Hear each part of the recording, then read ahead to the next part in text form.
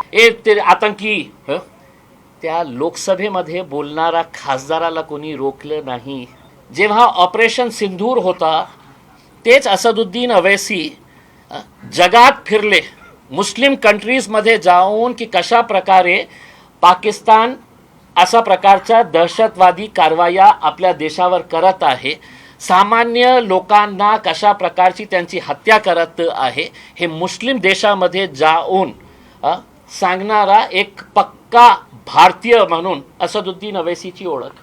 बोटमध्ये जाऊन मग 4-10 मीडियावाल्यांना घेऊन जाऊन हे सगळं नाटक आणि नौटंकी करण्याची वेळ संपलेली आहे. कोणत्याही एका शेतकऱ्याचाही मृत्यू झाला किंवा आत्महत्या झाली तर त्याची सगळी जबाबदारी जी आहे ते सरकारची असणार आहे. गेले अनेक वर्षानंतर कोल्हापूरचे आमचे पत्रकार बांधवांना भेटण्याची संधी मिळालेली आहे. एका काळ तुमच्यासोबतच मी पत्रकारही होतो.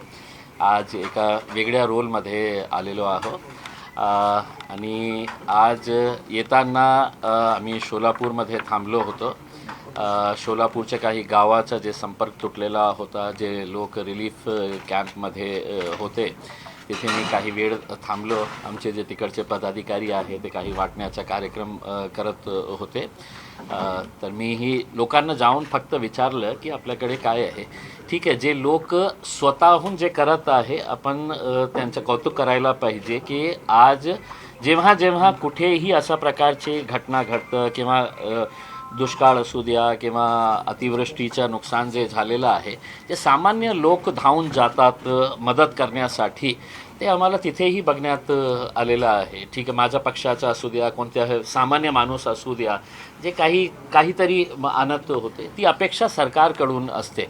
आणि जेव्हा सरकार आज काय झालेलं आहे की सर्व जिल्ह्यामध्ये नेत्यांचं जे आहे ते फक्त आपला दौराचा कार्यक्रम येत आहे. जेव्हा एका मोठा नेता दौऱ्यासाठी येतं तर तिथे कलेक्टर, तहसीलदार आणि सगळं मंडळी जे आहे ते त्यांच्या मागे राहायला पाहिजे प्रोटोकॉलप्रमाणे, आणि त्यांना ते तामझामही पाहिजे असतं. आता मला देवेंद्र फडणवीस साहेबांना एक प्रश्न विचारायचा आहे की आपण टेक्नॉलॉजीच्या बाबतीत खूप मोठे गप्पे मारतात की आपण देशामध्ये किती आपली चांगली टेक्नॉलॉजी झालेली आहे, IT मध्ये आपण किती पुढे आलेले आहे. मला असं वाटत नाही आहे की तुमचे नेते दौरे करण्यानंतर ते काही तो आम्हाला रिपोर्ट देणार आहे. तुम्ही तुमच्या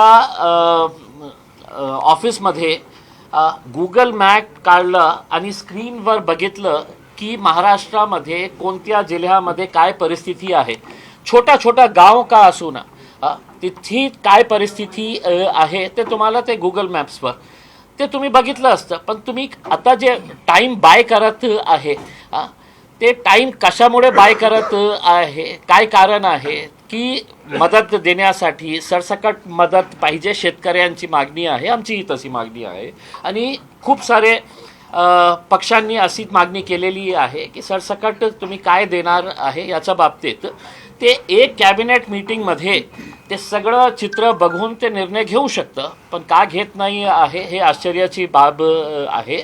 आणि जितकं तुम्ही टाईम बाय करणार आहे, सोशल मीडियावर मी अनेक असे क्लिप्स बघितलेले आहे की आम्ही आत्महत्या करण्याचा काही शेतकरी प्रयत्न करत आहे, लोक त्याला हे करत आहे, रोखत आहे की नाही करायचं. तशी वेळ येऊ नये. कोणत्याही एका शेतकऱ्याचाही मृत्यू झाला किंवा आत्महत्या झाली तर त्याची सगळी जबाबदारी जी आहे ते सरकारची असणार आहे.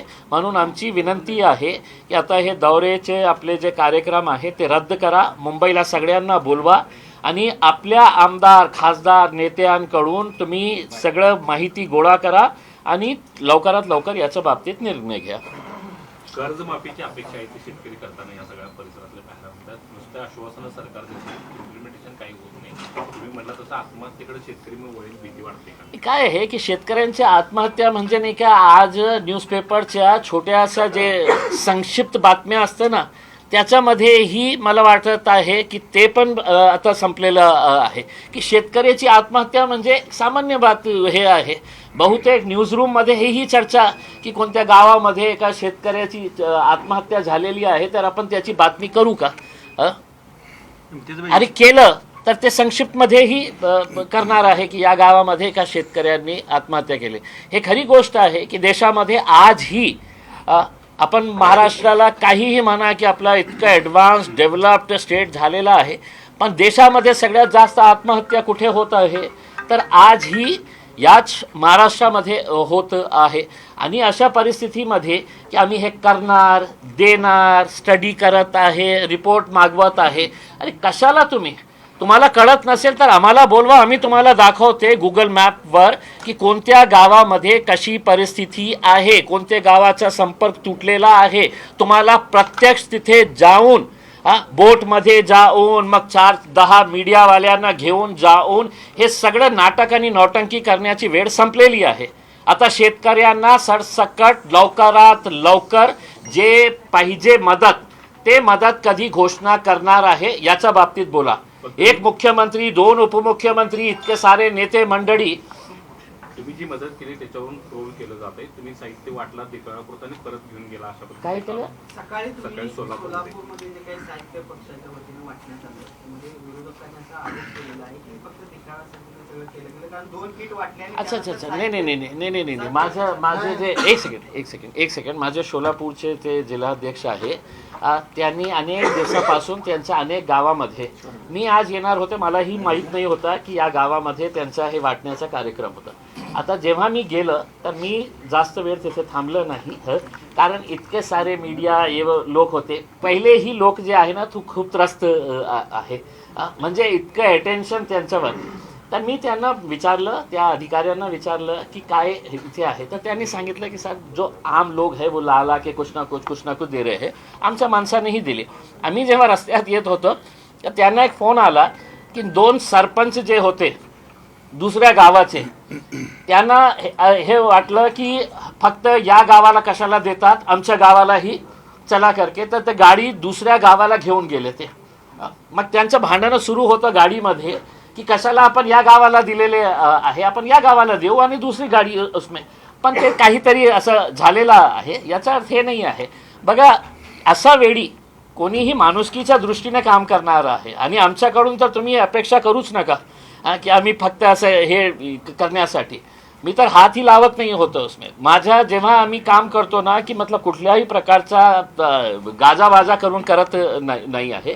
तर हे जे आहे कोणीतरी विरोधक असेल की आम्ही तर गेलो नाही तिथे मदत करण्यासाठी, ते MIM पक्षाचे लोक आले मदत करण्यासाठी, तर काहीतरी त्यांच्याकडून काढायचं म्हणून त्यांनी दिलं. आणि मी काय वापरणार आहे का ते? कोण वापरणार आहे? त्यांच्यासाठीच आणलं होतं. पण तिथे काही 2-3 सरपंचामध्ये काहीतरी हे झालं म्हणून ते गाडी तिथून गेलेली आहे. आपण त्याच्या बाबतीत सविस्तर चौकशी करा, आपल्या रिपोर्टरला विचारा, आम्ही तुम्हाला नाव सांगतो की कोणते सरपंच होते. त्याच्या बाबतीतच असं नाही, पण एकूणच वेगवेगळ्या पक्षांच्याकडनं किंवा जी काही मदतीचं ओघ तिकडे सुरू आहे त्यावरून देखील असं राजकारण सुरू झालेलं आहे. त्याच्यावर फोटो लावणं असेल किंवा वेगवेगळ्या प्रकारे त्याचं श्रेय घेणं अशा पद्धतीचे देखील प्रकार सुरू असल्याचं पाहायला मिळते. अशा सगळ्या संकट काळामध्ये हे कितपत योग्य आहे? मी स्वतः माझा व्यक्तिगत मत हे आहे की आपण जेव्हा मदत करतो तर आपण राईट हँडने मदत करणार असेल तर लेफ्ट हँडलाही याची जानकारी होऊ नये. म्हणजे एक कहावत है ना उसके अंदर कि आप दाएं हाथ से मदत कर रहे हैं तो बाएं हाथ को भी पता नहीं चलना चाहिए. म्हणजे आपणही बघितलं असेल आणि आपणही छापले असेल की 6 केळी घेऊन हस्पतालमध्ये जाऊन कोणाचा वाढदिवस साजरा करण्याचा किंवा कोणत्या कार्यक्रमामध्ये असं गरीब पेशंटांना 6 केळी वाटप करताना फोटो काढायचे आणि ते छापून आणायचे. हे मदत नाही आहे, कोणत्याही परिस्थितीमध्ये मदत नाही आहे. माझ्या पक्षाच्याही म्हणजे त्या गाडीवर होतो अंदर मी पण स्पष्टपणे सांगितलं होतं की अशा वेळी कोणीही आपला, मी माणूस म्हणून तिथे गेलो होता, मी MIM पक्षाचा महाराष्ट्राचा अध्यक्ष या नात्याने नाही गेलो होतो. कोण हे मदत घेणार आहे हेही मला माहीत नाही आहे आणि तसंच करायला पाहिजे मला असं. पण सगळ्यांचं आपला दृष्टिकोन वेगळं असतं. MIMच्या कोल्हापूर जिल्ह्यामध्ये 200 शाखा होणार या संदर्भात एक प्रेस झाली होती. त्या खरंच शाखा होणार आहेत का? कारण शाखा काढण्याला सुद्धा विरोध आहे, तुमचं कार्यालय काढण्याला सुद्धा विरोध. तुमचा पक्ष एवढा मोठा तुम्ही बळकट करायला निघालाय, परंतु दरवेळेला MIMचं नाव आलं की कोल्हापूरमध्ये सगळीकडे बंदोबस्त तैनात केला जातो आणि वातावरण टाईट होतं. हे जे माझे अध्यक्ष आहे ना पार्टीचे जे खासदार आहे ते लोकसभेमध्ये बसतात आणि त्यांना 3 वेळा बेस्ट पार्लमेंटेरियन अवॉर्ड, ज्याला आपण टेम्पल ऑफ डेमोक्रेसी म्हणतो, त्या टेम्पल ऑफ डेमोक्रेसी मध्ये बसणारा त्याला उत्कृष्ट खासदाराचा अवॉर्ड मिळालेला आहे. आणि मलाही आश्चर्य वाटले जेव्हा मला असं सांगण्यात आलं, जेव्हा मी कोल्हापूरच्या जवळ होतं, की काही संघटन जे आहे विरोध करत आहे. मी म्हटलं आजच्या स्टेजवर तुमच्यापैकी कोणी शिकलेला असेल ज्या संघटनातले, बहुतेक नसणार शिकलेला, तर कोणीही एक त्या स्टेजवर या, आमच्या स्टेजवर या, आम्ही तुम्हाला बोलण्याची संधी देऊ की तुम्ही कशा प्रकारे आमचा विरोध करत आहे. आमच्या पक्षाने जेव्हा ऑपरेशन सिंदूर होता तेच असदुद्दीन अवैसी जगात फिरले, मुस्लिम कंट्रीजमध्ये जाऊन की कशा प्रकारे पाकिस्तान अशा प्रकारच्या दहशतवादी कारवाया आपल्या देशावर करत आहे, सामान्य लोकांना कशा प्रकारची त्यांची हत्या करत आहे, हे मुस्लिम देशामध्ये जाऊन सांगणारा एक पक्का भारतीय म्हणून असदुद्दीन अवैसीची ओळख. जेव्हा नरेंद्र मोदी साहेब आणि त्यांचे जितके लोक आहे देशभक्त, पाकिस्तान आतंकवादी देश आहे पण आम्ही क्रिकेट खेळणार, आम्ही विरोध केला, आजही आमचा विरोध आहे. याच्यामध्ये काही दुमत नाही आहे की जगात सगळ्यात चांगली क्रिकेटची टीम कोणी असेल तर ते भारतीय क्रिकेट टीम आहे, याच्यामध्ये काही दुमत नाही आहे. पण एक एशिया कप तुम्ही आणलं, त्याचा विरोध आम्ही केलं होतं आणि त्याचं कारण एक होता की आम्ही ते क्रिकेट टुर्नामेंट नाही खेळलं असतं. आता isakal.com आहे देशातील नंबर 1 ची मराठी न्यूज वेबसाईट. प्रत्येक अपडेटसाठी isakal.com ला नक्की भेट द्या. तर आम्ही जगाला हे दाखवलं असतं की आम्ही टेररिझमच्या कसल्याही प्रकारचे कॉम्प्रोमाइज करणार नाही आहे. मग मॅच संपल्यानंतर खेळाडूंना हे सांगण्यात आलं होतं की असा बाईट द्या की हम मैच जीतने के बाद हमने हाथ नहीं मिलाए. मग बॉलिंग करताना डोळे झाकले होते का? कॅच पकडताना हे नॉनसेन्स जे हे होतं ना, सगळ्यांना आनंद झाला, जिंकलं. पण नाही खेळलं असतं तर बहुतेक एक खूप मोठा संदेश आपण जगाला दाखवले असते की आम्ही हे बॉयकॉट या कारणाने केले की हे कंट्री जे आहे ते आमच्या देशावर, सामान्य लोकांवर अशा प्रकारचे वारंवार हल्ले करत आहे, फक्त पैशासाठी. कशामुळे खेळलं तुम्ही? मोदी है तो मुमकिन है, पण BCCI कंट्रोल करू शकत नाही तुम्ही की नहीं BCCI को करना पड़ता है करके. We have a logical reason. हम BCCI को, हम ICC को हम कन्विंस करे होते, इंटरनेशनल क्रिकेट की बॉडी को हम कन्विंस करे होते कि हम ये खेल इसलिए नहीं खेल रहे हैं कि जो खिलाड़ी हमारे सामने है वो उस देश से आते हैं जहाँ पर सिर्फ आतंकवाद पनप रहा है करके. पण खेळलं तुम्ही. आणि आज महाशयने सुना असा स्टेटमेंट केलेला आहे की ऑपरेशन सिंदूर असू द्या किंवा क्रिकेट असू द्या, आपण जिंकणारच. ऑपरेशन सिंदूरची तुलना तुम्ही क्रिकेटशी करू शकत नाही नरेंद्र मोदी साहेब. हे खेळ आहे, कोणी खेळणार, जिंकणार, कोणी पण ऑपरेशन सिंदूर कशामुळे झाला? सामान्य असं लोक काश्मीरमध्ये फिरत होते, आतंकवादी चलत चलत आले, टहलते टहलते हुए आए, धड़ाधड़ मार दिए, निकल के चले गए. काल तुम्ही त्या परिवाराचं काय हे होतं हे समजा की त्यांच्या घराच्या शेजारी जेव्हा फटाके वाजवत होते की आपण सेलिब्रेट करत आहे की आपण पाकिस्तानी, ज्या परिवारातले लोक आपले जीव दिलेले आहे त्या घटनेमध्ये, त्यांच्यावर क्या बीत रही होंगी उनके ऊपर, आप सोचिएगा. तुम्ही अनेक टीव्ही शो मध्ये डिबेटला जाता म्हणून हा प्रश्न विचारतोय की केरळमध्ये, आता कोणी बोलवत नाही. केरळमध्ये भाजपचे एक प्रवक्ता आहेत पिंटू महादेव यांनी एका टीव्ही शो मध्ये काल राहुल गांधींना छातीत गोळ्या घालेल अशा पद्धतीचे वक्तव्य केलेलं आहे.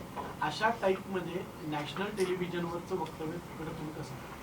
काय आहे की म्हणजे मला काही आश्चर्य वाटत नाही. म्हणजे तुम्ही एक TV स्टुडिओवर ज्या माणसाचं नाव मी ऐकलं नाही आहे, तुम्ही सांगत आहे यांनी केलेलं आहे, जेव्हा लोकसभेमध्ये एक सत्ताधारी पक्षाचा खासदार मुसलमानांना उद्देशून जेव्हा पंतप्रधान बसलेले आहे, जेव्हा स्पीकर त्या कुर्सीवर बसलेले आहे, तेव्हा त्यांना ते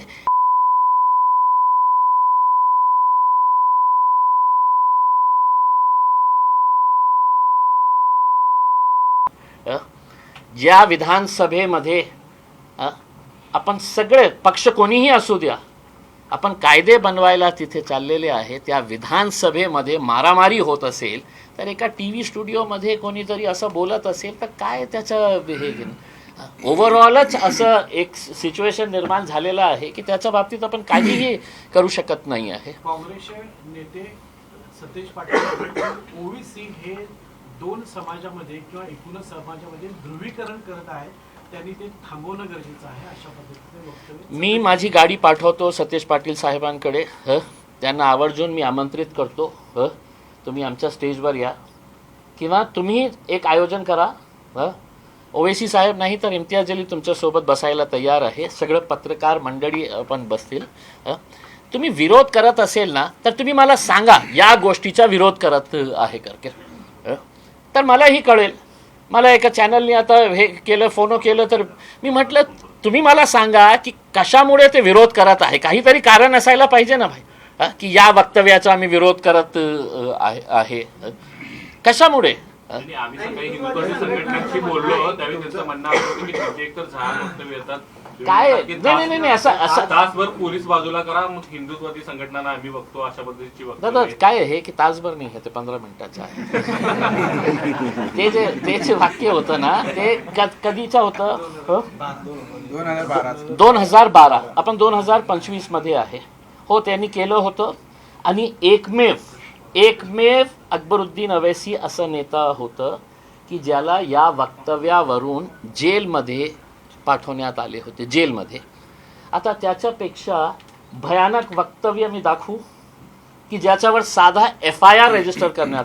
आता पोलीसवाले आले होते नोटीस द्यायला, त्यांनाही दिले आणि मलाही दिले की हे बोलायचं नाही, ते बोलायचं नाही. मी म्हटलं की मग स्टेजवर दाखवू का मी कोण कोण लोक काय काय बोलतात आणि आपण गप्प बसतात त्यावेळी. सगळं नियम आमच्यासाठी. तर हे जे 2012चा संपलं ना, 2025 मध्ये आहे.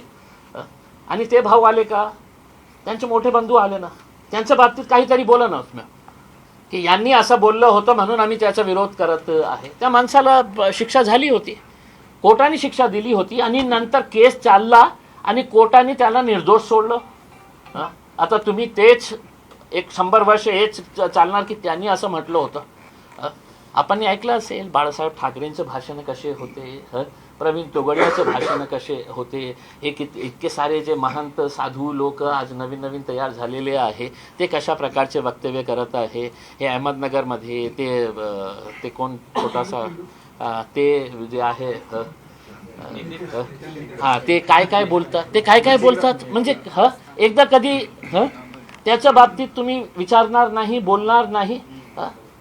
आम्ही जास्त महत्व देत नाही. एकीकडे हा सगळा विरोध होत असताना तुम्ही सकाळीच एक प्रतिक्रिया दिली, ज्या प्रतिक्रियेनंतर त्या ठिकाणी मोठ्या प्रमाणात तणाव देखील निर्माण होऊ शकत होता. कारण तुमच्या कोणाच्या बापाचे हे कोल्हापूर नाही, ती कोण घाणेरडी लोक आहेत असं देखील त्यामध्ये वक्तव्य. आणि या सगळ्या वक्तव्यामध्ये एकीकडे अशा पद्धतीने विरोध होत असताना अशा पद्धतीत जसं जहाल वक्तव्याचा मुद्दा समोर येतो. काय बोलू मी. हो सन्मान्य सदस्य साहेब, तुम्ही विरोध करत आहे, तुमच्यात खूप खूप धन्यवाद करते. या देश कुणाचा बापाचा नाही आहे. पुन्हा एकदा आपल्या चॅनलमध्ये सांगतो, या देशामध्ये राहणारा सगळं जाती धर्माच्या लोकांचा हा देश आहे. त्याच्यामध्ये मुस्लिम समाज ही इतकंच त्या देशावर त्यांचाही अधिकार आहे. आणि तुम्ही विरोध करत असेल तर तुम्ही मला सांगा की इम्तियाज जलीलचा किंवा असदुद्दीन अवैसीचा या कारणाने आम्ही विरोध करत आहे. अरे कोणीही चिल्लर चाल्लर उठतो, पोलिसांकडे जातो आणि त्यांना माहीत आहे की आपण पोलिसांकडे जाऊन असं मेमोरंडम दिल्यानंतर बाहेर एक 25 मीडियावाले उभे आहे, एक नवीन नेता तयार होतो काहीतरी घाणेरडं बोलून. निवडणुकीच्या काळामध्ये मुस्लिमांचा फक्त वोट बँक म्हणून वापर केला जातो, परंतु आजही या महाराष्ट्रात मुस्लिमांना मुस्लिम नेता नाही. म्हणून तुमच्या समोर कोण बसलेलं आहे? साहेब, तुम्ही मर्यादितपणे हे काम करताय. महाराष्ट्रामध्ये मुस्लिमांना नेता नसल्यामुळे त्यांची अवस्था सैरभैर झालेली आहे. आम्ही प्रयत्न करत आहे की कोल्हापूरमध्ये असू द्या, सोलापूरमध्ये असू द्या, पूर्ण महाराष्ट्रामध्ये आपलं नेतृत्व तयार करण्याची आवश्यकता आहे आणि एक सेन्सिबल लिडरशिप. असुद्दीन अवैसी साहेबांचं एकच स्वप्न आहे की आमच्यामध्येही काही लीडर्स तयार होण्याची आवश्यकता आहे आणि अशा प्रकारचे जे संघटनाच्या बाबतीत त्यांनी बोललेलं आहे ना उसके अंदर, तशा प्रकारचे लोक नाही. काही सेन्सिबल लिडरशिप जे आहे ना ते तयार करण्याची आवश्यकता आहे आणि त्याच अनुषंगाने आमचं काम सुरू आहे. 10 वर्ष MIM ला कोल्हापुरात बंदी, महाराष्ट्रात बंदी, हेच ऐकत आलोय. कोणी केलं? नाही, बंदी म्हणजे यायला बंदी, एंट्रीला बंदी, नाही पोलीस नाही साहेब, तुम्ही बंदी केलं तरी येतो ना आम्ही. तुम्ही आज आलाय हो. कोल्हापूरची महानगरपालिकेची निवडणूक यावेळी मग लढणार आहे का तुम्ही? कोल्हापूर नाही साहेब, मी माझा एक स्टेटमेंट केलं होतं महाराष्ट्राच्या अध्यक्ष या नात्याने की आम्ही यावेळी महाराष्ट्राचे सगळे निवडणूक आम्ही लढणार आहे. ते महानगरपालिका, नगरपालिका, नगर परिषद, जिल्हा परिषद, पंचायत समिती, सगळे. कारण आम्हाला हे दाखवायचं आहे की ज्या पक्षाच्या बाबतीत असं बोलायचं की नाही एका खासदाराचा ते पक्ष आहे, हैदराबाद पुरता मर्यादित आहे. आता महाराष्ट्रामध्ये तुम्हाला या निवडणुकीमध्ये दिसेल की आमचे जिल्हा परिषदचेही सदस्य जिंकून येणार आहे आणि पंचायत समितीचेही सदस्य आमचे गावागावामध्ये आमचे. नाही, आता काय आहे साहेब की आम्ही अनटचेबल आहे सर. आम्हाला कोणीही टच करायला तयार नाही. की भाजपच्या विचारसरणी सोडून इतर सगळे आम्हाला चालतात, तुम्ही वंचित बरोबर काम केलेलंच आहे, तर तसं काही शक्य होईल का? नाही, आता काय आहे की त्यांचे जे प्रमुख आहे त्यांनी स्पष्टपणे सांगितलेले आहे की आम्ही MIMशी युती करणार नाही आहे. ठीक आहे, त्यांचा निर्णय आहे, आम्ही त्याचा आदर करतो. पण याचा अर्थ हे होत नाही आहे की आज मी चॅलेंज करतो, MIM पक्ष एकटा लढायला तयार आहे. भाजप, एकनाथ शिंदे, अजित पवार, शरद पवार, उद्धव ठाकरे हे वेगवेगळ्या लढण्यास तयार आहे का?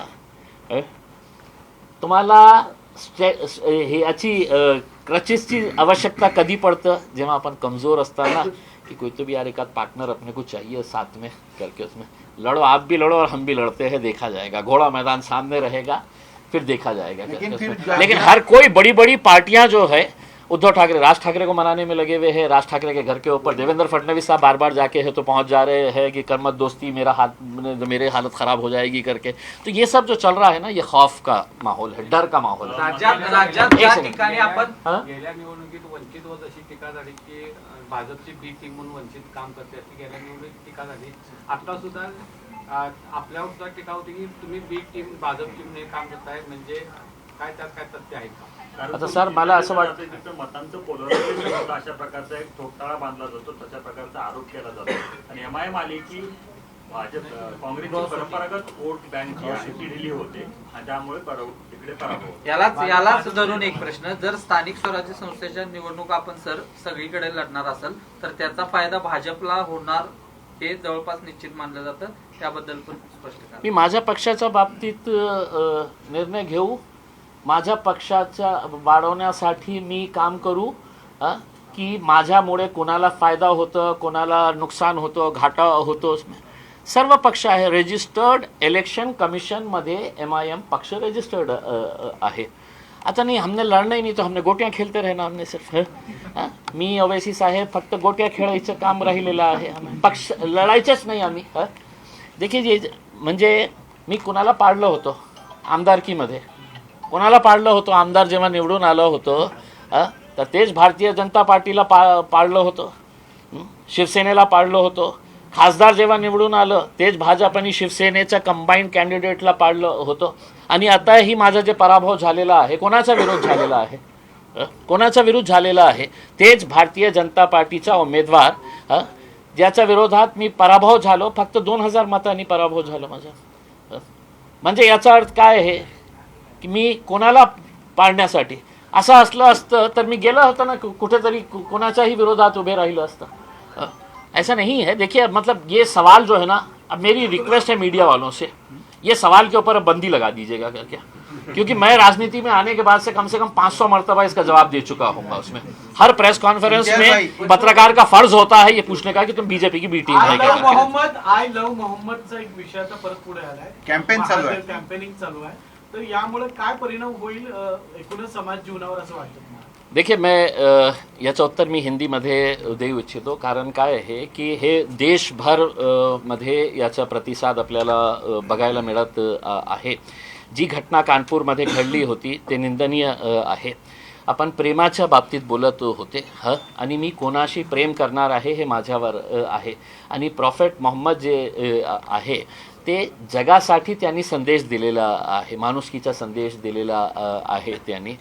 ठीक आहे, तुम्ही त्यांना मानणार नसेल, पण मेरी एक ईमानदारी से एक ये है कि किसी भी धर्म गुरु, किसी भी धार्मिक जो भी बड़े होते हैं उनके खिलाफ इस तरह की हरकत करना, जो आज हमें अहमदनगर के अंदर पता चला कि किसी ने रंगोली बना के वहाँ पे आई लव मोहम्मद लिख के ये किए हैं करके, मैं आपके ज़रिए तमाम नौजवानों से ये अपील करना चाह रहा हूँ कि आप ये मत समझिएगा कि अगर किसी ने ये कहा कि आई लव मोहम्मद और किसी ने उसका विरोध किया तो उनकी शख्सियत के ऊपर कुछ फ़र्क पड़ता है करके। जो लोग बड़े हैं वो बड़े ही रहते हैं उसमें। आप जिसको मानते हैं, आप अगर भगवान राम को अगर मानते हैं तो आपको मानने का पूरा अधिकार है। आई लव भगवान राम आपको लिखने का अधिकार है इस देश के अंदर, और किसी ने भी निकालना नहीं चाहिए। मैं अगर कोई गाली अगर लिख रहा हूँ किसी के बारे में तो आप उसका विरोध करिए, लेकिन अगर मैं ये कह रहा हूँ कि आई लव मोहम्मद, तो इसके अंदर क्या गुनाह था कि जिसकी वजह से आज उसको इस तरीके का बहू बना दिया गया है कि मानो कोई वो एक आतंकी एक शब्द का इस्तेमाल किया जा रहा है करके उसमें। He is everything for the Muslim community. Muslim समाजासाठी प्रेक्षक मोहम्मदपेक्षा कोणीही मोठं नाही आहे, ते सर्व आहे आमच्यासाठी। आणि तुम्ही असं सांगत असेल की नाही तुम्हाला हे बोलण्याचा अधिकार नाही आहे, तुम्हाला लिहिण्याचा अधिकार नाही आहे, तर हे कुठे चाललेलं आहे? आणि हे प्रवृत्तीचे कोण लोक आहे जे अशा प्रकारचे कृत्य करत आहे समाजामध्ये तेढ निर्माण करण्याचा? म्हणून मी लोकांना हे खासकर से मैं नौजवानों से अपील करना चाहूँगा कि आपको अगर ये बताना है कि आई लव मोहम्मद, तो मोहम्मद ने आपको, प्रॉफेट मोहम्मद ने आपको जो जो बातें बताई है कि एक इंसान के तौर के ऊपर कैसा जीना है करके, तो आप अपने अमाल के ज़रिए उसको बताइएगा। ये मत बोलिएगा कि साहब मैं तो मोहम्मद साहब के बताए हुए रास्तों पे चल नहीं रहा हूँ, लेकिन मैं उनको आई लव मोहम्मद लिख के है तो अपना फ़र्ज़ निभा रहा हूँ करके, तो ये मत करिएगा। उसमें उन्होंने जो रास्ते पे बताए हैं, जो देखिए जो भोंकने वाले हैं वो भोंकते रहेंगे, जो फजूल के कामा करने का है, और ये वही लोग हैं साहब, ये वही लोग हैं जो इस तरह की जो हरकतें कर रहे हैं, उनके पास नौकरियां नहीं है। तो मोदी जी ने बहुत अच्छा एक काम किया हुआ है, हिंदुत्व का इतना डोज पिला दिया गया है नौजवान लड़कों को कि हर चीज़ के अंदर उनको ऐसा लगता है कि कुछ ना कुछ तो भी अपने को इसमें से निकालने का है करके, और सड़क के ऊपर आ जाएं, रास्ते के ऊपर। आप देखिएगा कि आज महाराष्ट्र के अंदर जो हालात तैयार किए जा रहे हैं ये बहुत ही चौंकाने वाले हैं, और मतलब स्कैरी पिक्चर होता जा रहा है कि आप इतना समाजों के बीच में दरारें पैदा कर दे रहे हैं। और पहले तो आपको सिर्फ ऐसा लगता था कि भाई हिंदू और मुसलमान करके अपनी राजनीति की रोटियां सेक ले करके, अब हिंदू और मुसलमानों के साथ आपने मराठा और ओबीसी को भी लगा दिए हैं, फिर मराठा और ओबीसी के साथ है तो आपने है तो धनगरों को भी खड़ा कर दिए है कि आप इनसे लड़ लो, ओबीसी को ये कर दिए है कि आप इनसे लड़ लो, बंजाराओं से लड़ लो, आदिवासियों से लड़ लो करके। तो ये जो है ये देश के लिए बहुत घातक है, हम समझते हैं। तुम्ही शाहूंच्या भूमीत आहे, तुम्ही आता जी काही वक्तव्य केली ही पूर्वी देशामध्ये कधी घडली नव्हती। आता आई लव मोहम्मदचा मुद्दा येतोय, गरब्याला मुस्लिमांना प्रवेश बंदीचा येतोय, लव जिहादचा मुद्दा येतोय, हे नेमकं काय देशामध्ये चाललंय? नहीं, मैं बताया ना कि बहुत स्कॅरी पिक्चर है। आणि विशेषकर मला तर आश्चर्य हे वाटलं की मी आज कोणाच्या धर्तीवर आलेलं आहे, मी छत्रपती शाहू महाराजांचा। आणि हे जे लोक जे माझ्या मित्रांनी सांगितलेले, तुम्ही सांगितलं त्याच्या बाबतीत काय बोला मैंने चिल्लर, तुम्हीच त्यांना बोलला होता. काय बोलला मी? फालतू लोकांना हा पुन्हा बोलतो, ते फालतू लोक जे आहे ना, हे फालतू लोकांनी कृपा करून छत्रपती शाहू महाराज कोण होते हा आपण वाचलं नसेल तर माझ्याकडे पुस्तक आहे, मी वाचलेलं आहे छत्रपती शाहू महाराज कोण होते हा. त्या शाहू महाराजांची धर्तीमध्ये अशा प्रकारचे तुम्ही हिंदू मुसलमानचा वाद निर्माण करत आहे. त्यांची शिकवणी काय होती, त्यांनी काय कार्य केले होते, आणि त्याच ठिकाणी अशा प्रकारचे प्रवृत्तीचे लोक जेव्हा तयार होतात तर किती भयानक परिस्थिती निर्माण झालेली आहे याचा आपण विचार करू शकतात. एकंदरीत हा देश संविधानावर चालला आहे असं वाटतंय का? आपको लगता है क्या सर? आपको लगता अगर होगा, आपको नहीं लगता है इसीलिए आपने ये सवाल किए हैं. अगर चल रहा होता तो आपने मुझसे ये सवाल नहीं किए होते. उसमें संविधान की धज्जियां उड़ाने का काम अगर कोई कर रहा है तो इस वक्त हुकूमत चाहे वो महाराष्ट्र की हो या केंद्र के अंदर हो, ये इनका संविधान से कोई लेना देना नहीं है. ये सिर्फ जाति समाज समाज के बीच में दरारें दीवारें पैदा करके अपनी राजनीतिक रोटियां सेकने का काम कर रहे हैं. भुमरेंच्या जमिनी संदर्भात एक सेकंड, इंटरेस्टिंग क्वेश्चन विचारतात ते जमिनीच्या बाबतीत. त्याला जोडून आहे धर्म रस्त्यावर उतरला म्हणून सगळं सुरू आहे असं वाटतंय. धर्म प्रत्येकाचा धर्म रस्त्यावर दिसतोय आज. त्याच्यामुळे होते कारण बाबा कोणी आणले सर? सांगितलं होतं की धर्म आपल्या दरवाजाच्या आतमध्ये ठेवा, त्याचं कोणीच पालन करत नाहीये. साहेब, एक खूप अंग्रेजीमध्ये खूप चांगली म्हण आहे, जेव्हा लोक आपल्या राईट्स मागायला जातात ना तर त्यांना आपण देऊ शकत नाही ना, आणि जेव्हा आपण त्यांना त्यांचे राईट्स देऊ शकत नाही ना तर आपण त्यांना काय परोसतो? धर्म परोसतो, द्वेष परोसतो आपण. धर्माचा द्वेष पसरण्याचा काम आपण करत आहे. हे कुणाच्यामुळे झालेलं आहे या देशामध्ये? आपल्यालाही माहीत असेल, आपणही हे सेलिब्रेट केलं असेल की आज जेव्हा नवरात्रीमध्ये अशा प्रकारची बातम्या तयार होतो आणि ते टेलिव्हिजनच्या मेन हेडलाईनमध्ये येतं की दांडियामध्ये एका समाजाला बंदी घालण्यात आलेली आहे. आम्ही पण जायचं, आमच्या शाळेच्या कॉलेजच्या दिवशी आम्ही पण जायचं, आम्ही खेळायचं. कधीही आम्हाला वाटलं नाही होतं की म्हणजे याच्यामध्ये काही धर्माचा संबंध आहे. सगळे लोकांनी केलेले आहे आमच्या कॉलेजमध्ये. पण असं का झालेलं आहे की मागच्या 10-15 वर्षामध्ये अशा प्रकारचे नाही फेस्टिवल्स म्हणजे त्या फेस्टिवल म्हणजे त्यांचंच आहे, आपलं काही देणं घेणं नाही आहे. तर हे जे सगळं चाललेलं आहे हे काही जाणून बुजून, कारण त्यांना माहीत आहे की एका समाजाच्या विरोधात आपण भयाची एक अशी सिच्युएशन तयार केली तर आपलं कामं सोपं होणार. तर आज अशाच प्रकारचा उद्योग सुरू आहे की एका समाजाच्या विरोधात इतकं लोकांमध्ये हे विष पसरण्यात आलेला आहे की युवा पिढी ही त्याचा बळी पडत आहे. आणि दुर्दैवाने जे शिक्षित लोक आहे, जे कधीही त्यांना जाती धर्माचं काही देणं घेणं नाही होतं, ते शिक्षित लोकही त्याच्यामध्ये अडकलेले आज आपल्याला दिसत आहे. एका बाजूला दांडियाला एका समाजाला विरोध केला जातो, पण भिडे गुरुजी म्हणतायत की दांडिया लोक खेळताय तर या अरे ते भिडेच्या बाबतीत मी मला विचारू नका रे बाबा. ते म्हणजे मी पत्रकार परिषदेमध्ये काही वेळ तरी विचित्र असा प्रश्न येतो ते भिडे बाबांच्या बाबतीत. काय भुमरेंचा एक विषय आहे. हा भुमरेचा विचारा. ओबीसी देखील त्यामध्ये विष पसरवण्यामध्ये, जसं की आम्हाला 15 मिनिटं द्या वगैरे, ती सुरुवात झाली. दादा मी काय म्हणतो आपण हे ठरवलेलंच आहे की आपण 100 वर्षानंतरही मला हेच प्रश्न विचार. म्हटलं की 15 वर्ष मागे झालं ना, चालू आहे, 30 वर्ष झालं ना, चालू आहे. आणि त्यांना शिक्षाही मिळाली ना. मी आज काहीतरी असं वक्तव्य केलं तर मला शिक्षा होणार हे मला माहित आहे. पण असे अनेक लोक आहे. तुम्ही ते नितेश राणेचं कधी ऐकलं का नाही? किंवा तुम्हाला पाठवू मी क्लिप्स, काय ते बोलतात. म्हणजे त्यांच्यासाठी काही कायदे कानून काही नाही आहे. भुमरेंचा एक विषय असा आहे की त्यांच्या ड्रायव्हरची जी संपत्ती संदर्भात आपण मध्ये प्रश्न उपस्थित केलेले, पुन्हा शिरसाटांच्या संदर्भातले आपण काही प्रश्न उपस्थित केलेले, त्याचं पुढे काय झालं? काही नाही झालं, काही होणारही नाही, काही होणार नाही. इतके पुरावे की आज शिरसाट आणि भुमरे हर्सुल जेलमध्ये बसायला पाहिजे होते प्रामाणिकपणे.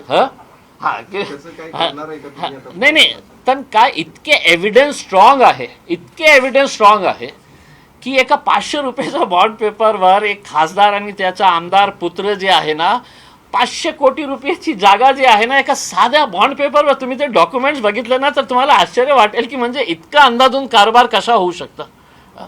क्षीरसागरांच्या साहेबांच्या बाबतीत मी काय माझ्याकडे आहे. मी स्वतः CBI कडे गेलो होतो आणि CBIचे ऑफिसरनी मला ते सगळं बघून विचारलं होतं कि सर ये ऐसा कैसा पॉसिबल है करके. मैं बोला सर पॉसिबल होता है सर, सगळं पॉसिबल आहे करके. आणि मी त्यांना समजावून सांगितलं सर याची 2 कारणं होऊ शकतं की एक आदमी बेवकूफ रहा ना तो ऐसी हरकतें कर डालता है और दूसरा मी काहीही करू माझा कोणीही काही वाकडा करू शकत नाही. तर मैं बोला सर वो सेकंड वाली कैटेगरी इसके ऊपर फिट होती है करके की माझा मुख्यमंत्री माझ्या खिशात, उपमुख्यमंत्री त्यांना पॅकेट मी देतो, त्यांनी मला 50 दिले होते तर मी 500 परत करणार आहे त्यांना. तर अशा प्रकारचे लेनदेन जेव्हा होतो ना तर काही होणार नाही. खऱ्या अर्थाने अगर बघायचं असेल ना तर हायकोर्टाने त्याच्या बाबतीत सुओ मोठं ॲक्शन घ्यायला पाहिजे होतं.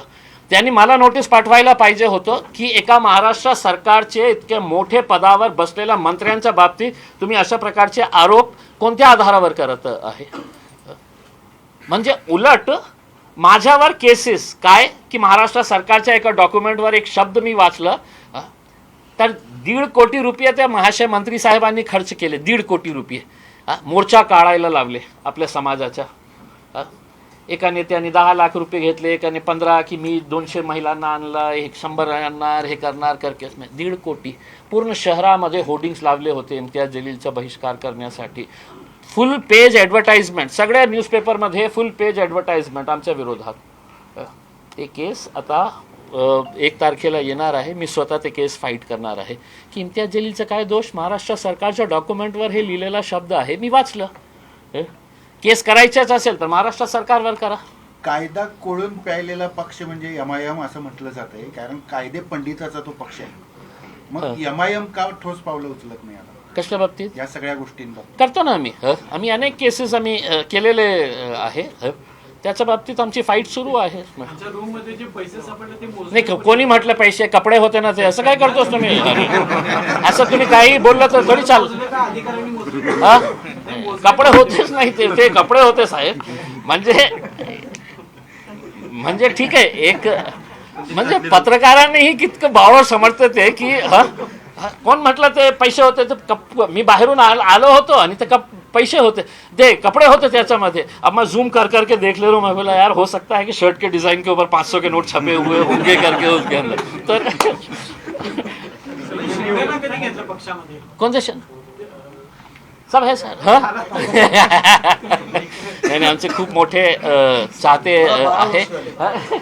12 वर्षापासून आमचे काकासाहेब काकडे आमचे खूप मोठे काकासाहेब काकडे आमचे खूप मोठे चाहते आहे, समर्थक हो.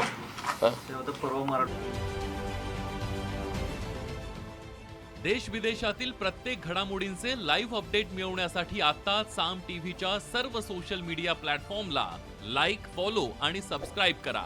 तसंच सर्व नोटिफिकेशनसाठी बेल आयकॉन प्रेस करायला विसरू नका.